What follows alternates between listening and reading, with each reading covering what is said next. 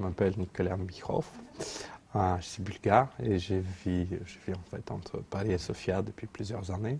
Je voyage assez souvent euh, et donc du coup, peut-être ce que je fais, c'est aussi un voyage un peu déjà souvent entre passé et présent et bien assez souvent entre Bulgarie, France et tout ça.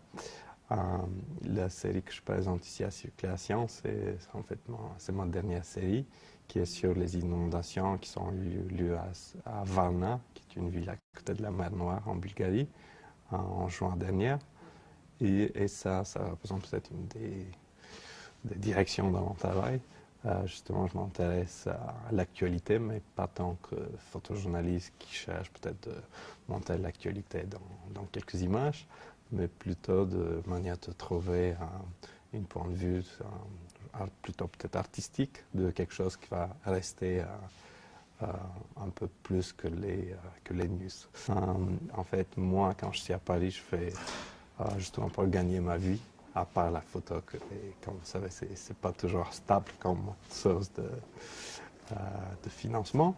Et donc, du coup, je travaille comme remplaçant dans une hôtel de luxe, un hôtel à 5 étoiles à Paris.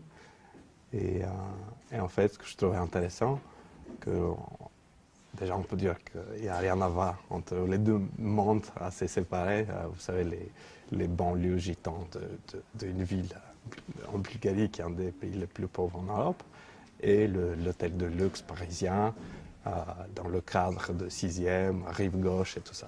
Rive gauche, c'est très important, parce que le propriétaire, justement, il est très fier d'habiter rive gauche. Du coup, par exemple, je l'ai invité au vernissage de Circulation, et là, il était très content qu'il y a son employé qui fait d'autres choses et qui va être exposé. Et là, il était, ouais, c'est super, ouais. Ah, mais en fait, non, je peux pas venir, parce qu'en fait, c'est à rive droite. Donc, du coup, je mets jamais le pied à rive droite. Et donc, du coup, par exemple, je fais une série dans l'hôtel, parce que je fais ça depuis longtemps. Donc, tout le monde me connaît et tout. Et donc là, je me suis rendu compte qu'en fait, l'hôtel, ça fait un peu comme une maquette, une petite maquette d'une société française un peu. Ça, c'est mon point de vue, bien sûr. Mais en grand, on a les Français, les Blancs, qui sont au sommet de la tour, qui sont à l'accueil, propriétaire, directeur et tout ça. Après, il y a un peu des gens comme moi qui sont un peu de, je ne sais pas de couleur, mais je veux dire, il y a tout ça, Sri Lanka, des Serbes, des Bulgares, des Chinois et tout ça, qui sont un peu à la barman et tout ça. Et après, il y a toute une bande congolaise, c'est-à-dire un peu des Noirs, des Africains qui sont tous qui font le ménage et tout ça. Donc moi, je fais une série dans l'hôtel qui va montrer en fait chacun en son lieu de travail. Et du coup, même au niveau visuel, on voit un peu ce dessin de blanc ou noir qui, de toute façon, en vivant en France depuis plusieurs années, on peut se sentir quand même dans la société, même si on a bien sûr les valeurs de tout ça. Et donc, du coup, là, le lien avec la série que je présente ici à Circulation, qu'en fait, il y a une espèce de colère, d'un sentiment un peu comme ça de kitsch dans l'intérieur. Et parce qu'en fait, les gitans, ils aiment bien de mettre les couleurs. On ne va jamais avoir une mur blanche dans une maison gitan. Ben, un peu de même manière, le propriétaire de cet hôtel, il a décidé de faire l'hôtel dans le style de Napoléon III, sauf que l'hôtel il est fait dans les années 30. Donc du coup, c'est un peu la même chose, comme les gitans qui ont essayé de faire ces maisons, un peu comme des maisons romaines et tout ça. Vous allez voir sur les photos, avec des petites statues. Du coup, en fait, l'intérieur, ça ressemble assez fortement à l'hôtel de luxe où je travaille dans le 5e, ce qui est assez étonnant. Mais vous avez même un peu les mêmes détails. Parfois, il y a une ciel dessiné sur le toit, on a un peu la même couleur et tout ça. Du coup, la vraie différence, c'est budgétaire, bien sûr, que le propriétaire a beaucoup plus de budget, et peut-être des conseillers qui sont un peu mieux, mais sinon, ça se passe un peu de même manière, parce que j'ai interrogé les gens dans le quartier Rome, justement, comment vous faites là, ou d'où ça vient cette idée d'avoir toutes ces statues et tout ça. Et ils disent, bon, tu vois, il y a un décorateur, il passe avec le catalogue, et donc on choisit et tout ça. Et voilà, donc il y a en fait un peu ça qui m'intéresse. tout ce qui est en fait un peu derrière les images, un peu le côté social. Peut-être je m'intéresse aussi, en fait, une des facettes de mon travail, c'est le passé communiste en Bulgarie.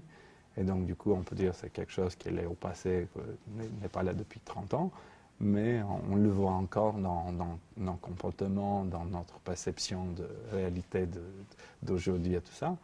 Et en fait, je me suis consacré pendant plusieurs années sur un projet qui s'appelle Forget Your Past, qui est sur les monuments de l'époque communiste en Bulgarie.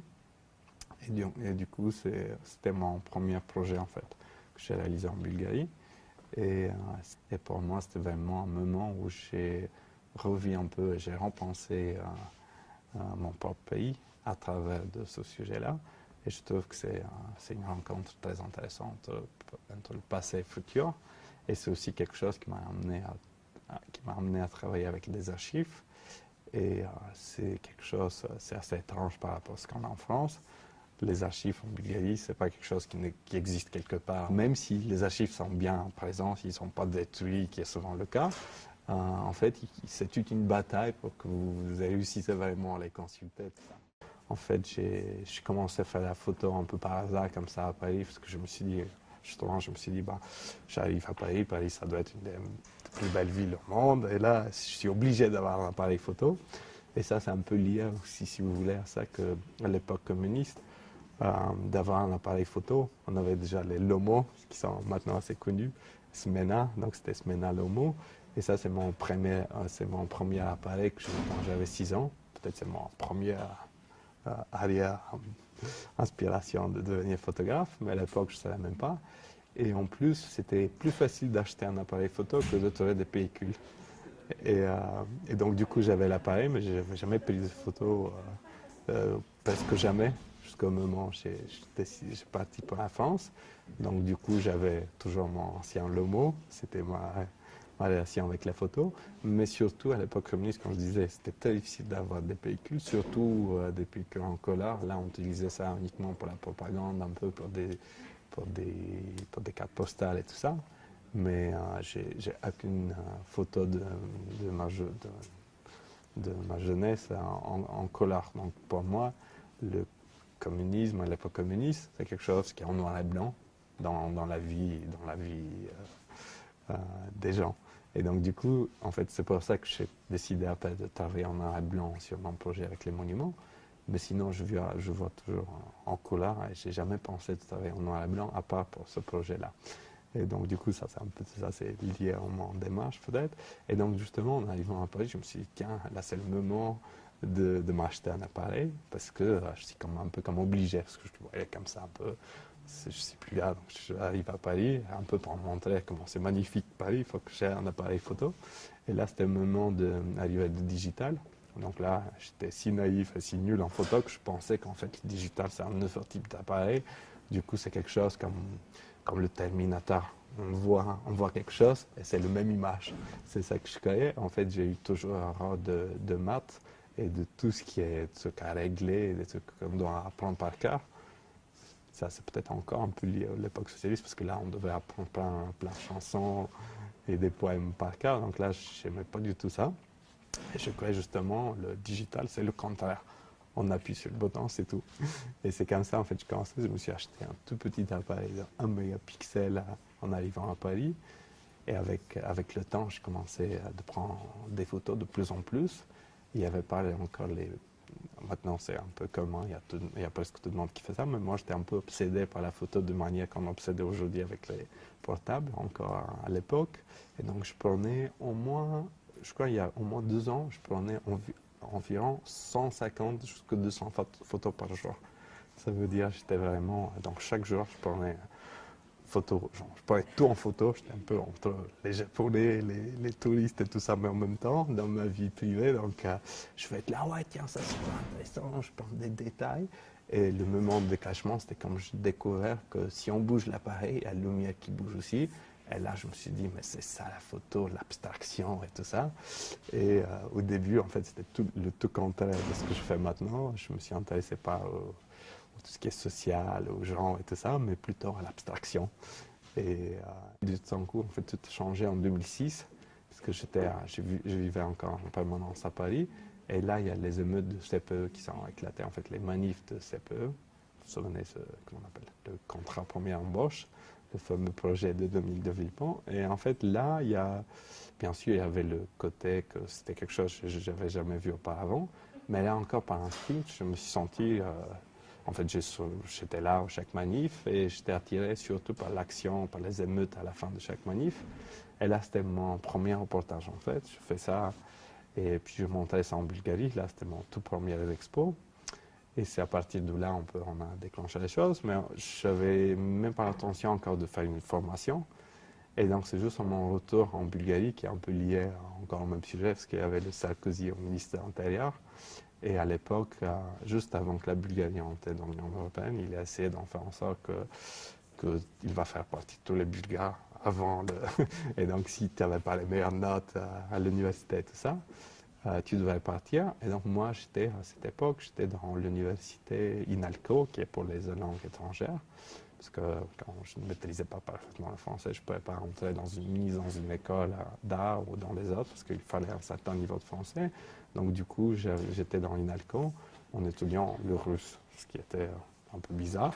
Mais je faisais ça, en fait, c'était pas ma décision, mais c'était juste les conséquences qui m'ont fait ça. Et donc du coup, j'avais problème du visa et j'étais obligé de revenir en Bulgarie. Et c'est là, en fait, je me suis rendu compte que la photo est vraiment devenue ma passion et j'ai vraiment envie de faire ça. Et c'est comme ça que j'ai commencé mes études à Sofia. Et en fait, depuis cette époque, je fais un peu des allers-retours. Parce qu'en plus, l'université, c'est une école à photo à Sofia qui est assez chère. Et du coup, pour le payer, je commençais à travailler dans cet hôtel où je fais dans l'hôtel qui s'appelle Victoria Palace, c'est Palace dans le 5e, là où je fais plus tard cette série. Et voilà, c'est un peu comme ça se déclenché. Et puis voilà, donc ma formation, en grand, pour répondre à la question, j'ai fait à Sofia. Ça s'appelle la Nouvelle Université Bulgare.